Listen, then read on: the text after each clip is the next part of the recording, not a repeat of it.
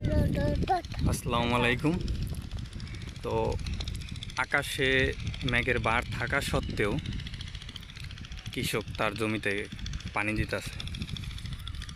তার একটা কারণ হয়েছে মাটি শুকায়া সাদা হয়ে গেছে।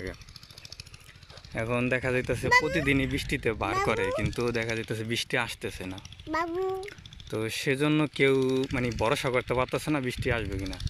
আজ কিন্তু মোটামুটি বৃষ্টির ভালো একটা বার, চতুর্ধারে রোদ নাই, মেঘেও ডাকতেছে।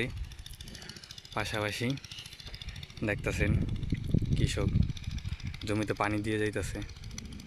কিছু করার নেই আসলে,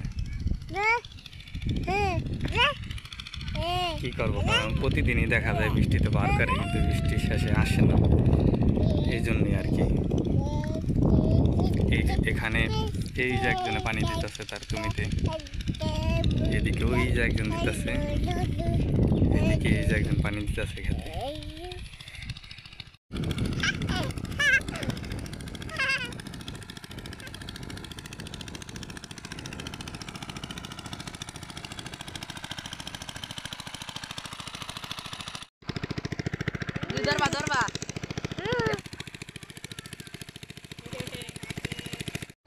ওদিক দিয়ে পানি এসছে এসে দে, ওই যে যেদিক দিয়ে ওই যে ইসলাম ওই যে জায়গাটা পানি হয় নাকি, ওদিকটা পানি দিতে হইব। ওই যে খালি জায়গা, ওই জায়গায় এসছে এসে দে, হ ওদিক ঘুরিয়া, হ্যাঁ হ্যাঁ হ্যাঁ ওই জায়গায় দিতে হইব।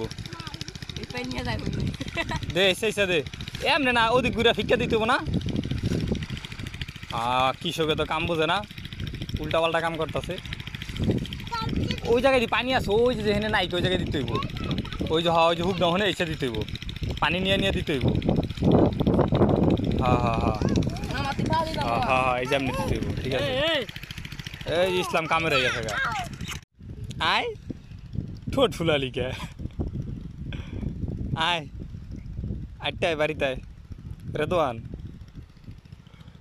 সর্বশেষ মেঘে ডাকাডাকি কইরাও মেঘ আসলো না, কিছুই করার নাই, কষ্ট করে পানি দিতে হবে কৃষকের, এটাই আর কি।